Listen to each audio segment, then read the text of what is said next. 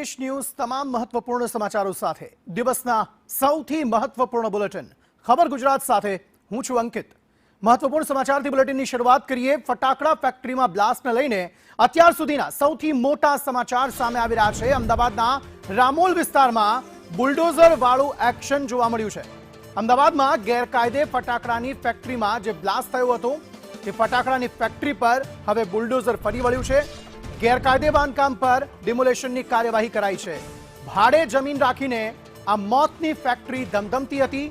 આ ઘટના બાદ જમીન માલિક જે છે તે ભૂગર્ભમાં ઉતરી ગયા છે। આખી ઘટનામાં 9 લોકોના મોત થઈ ચૂક્યા છે। અનેક લોકો હજુ પણ જીવન મરણ વચ્ચે ઝોલા ખાઈ રહ્યા છે। તેવામાં હવે તંત્ર દ્વારા એક્શન લેવામાં આવ્યું છે। ન માત્ર આ જ ફટાકડાની ફેક્ટરી પરંતુ अन्य जग्याए पण जो कोई गैरकायदे फटाकडानी फैक्टरी धमधमती होय तो तपास करवानी ताती जरूरियात छे। जे मजूरोए जीव गुमाव्या छे अने तेम छतां के गत 3 महीनानी अंदर आ त्रीजो आ प्रकारनो बनाव छे के जेमां केटलाक जे श्रमिको छे केटलाक व्यक्तिओ छे जेमणे पोतानो जीव गुमावવાનો वारो આવ્યો છે। એ પરિવારજનો કે જેમણે પોતાના સ્વજન ગુમાવ્યા છે। આ સમગ્ર મામલે પ્રતીક જાદવ વધુ માહિતી આપી રહ્યા છે। પ્રતીક, આ સમગ્ર મામલાને લઈને શું વધુ વિગતો? તંત્રનું બુલડોઝર ત્યાં ફરી વળેલું જોવા મળી રહ્યું છે એ ગેરકાયદે ફેક્ટરી પર।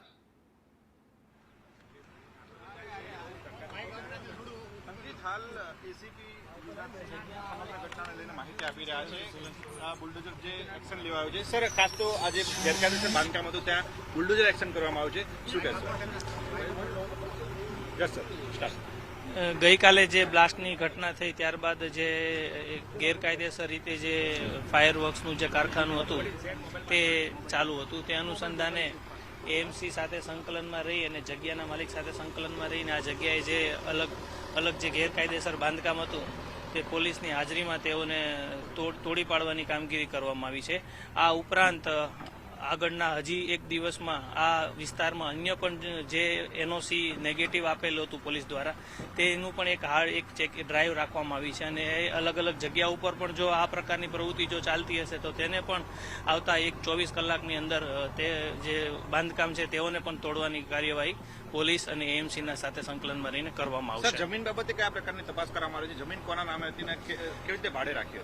જમીન કોના નામની હતી તે ઉપરાંત જે એક ટેમ્પરરી એને લેવાનો પ્રોસેસ હોય છે તે પ્રોસેસના જે કાગળ કામ છે તે ઉપરાંત તે અલગ જે આ ફેક્ટરીમાં જે સામાન ઉપયોગ કરવામાં આવતો જેમ કે પોટાશિયમ છે, સલ્ફેટ છે, સોડાનો સામાન છે તે કયા વ્યક્તિ દ્વારા કયા આધારે ખરીદ કરવામાં આવ્યો હતો તેનું પણ તપાસ હાલ ચાલુ છે। એક સ્પેશિયલ એસઆઈટી બનાવવામાં આવી છે જેમાં માનનીય સેક્ટર 2 સરની અગુવાઈમાં DCP zone 6, ACP S division અને પીઆઈ રામોલ છે તેઓના આખા એક સંકલનમાં રહીને એસઆઈટીના માધ્યમથી આ જે આખો બનાવ બનેલો છે તેમાં તલસ્પર્શી તપાસ કરવામાં આવશે અને હરેક પહલુઓને આઈડેન્ટિફાઈ કરીને આ જે આખી ઘટના છે તેમાં જે પણ લોકો જે સંડોવાયેલા છે તેઓને જલ્દીથી જલ્દી એરેસ્ટ કરીને આ જે આખી ઘટના છે તે ભવિષ્યમાં ના દોરાય તેની તાકેદારી પોલીસ દ્વારા લેવામાં આવશે। ગઈકાલે જે ફરિયાદ દાખલ કરવામાં આવી તેમાં 3 વ્યક્તિના નામ જો ફરિયાદ હતી, અન્ય વધુ વ્યક્તિઓના નામ ઉમેરા કરવામાં આવે છે ખરા ફરિયાદમાં?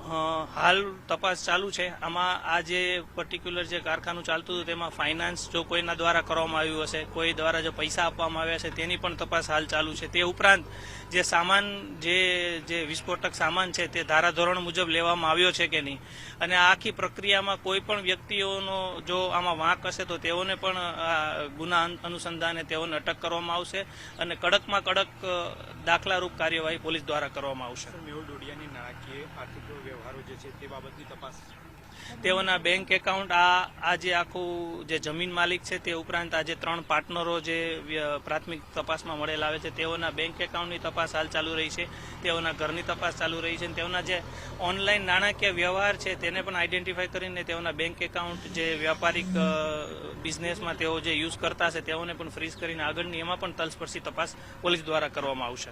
બિલકુલ, એટલે અંકિત, આ સમગ્ર ઘટનાને લઈને હવે તપાસ છે તેનો ધમધમાટ શરૂ કરવામાં આવે છે। ખાસ તો એક એસઆઈટી બનાવવામાં આવી છે। એસઆઈટીમાં ડીસીપી કક્ષાના અધિકારી છે તેમનો સમાવેશ કરવામાં આવ્યો છે જેથી કરીને સમગ્ર ઘટના છે તેને ઊંડાણપૂર્વક તપાસ થઈ શકે અને જે આરોપીઓ છે તેમને કડક કાર્યવાહી થઈ શકે। જોઈ શકાય છે આ બુલડોઝર એક્શન આ જમીન ઉપર લેવામાં આવ્યું છે કે જ્યાં આગળ ગઈકાલે બ્લાસ્ટ થયો હતો અને જે પણ ગેરકાયદેસર બાંધકામ કરવામાં આવ્યા હતા, જે ઝૂંપડીઓ બનાવવામાં આવી છે, તમામ ઝૂંપડીઓ છે તેને તોડી પાડવામાં આવી છે, જમીન છે તે સમથળ કરી દેવામાં આવી છે, કારણ કે આ જગ્યા ઉપર જ ગેરકાયદેસર ફેક્ટરીઓ ધમધમી રહી હતી, જેના કારણે જે નવ નિર્દોષ લોકો છે તેમના જીવ ગુમાવવાનો વારો આવ્યો છે અને આ જ કારણથી હવે ત્વરિત એક્શન લેવામાં આવે છે, બુલડોઝર એક્શન લેવામાં આવે છે।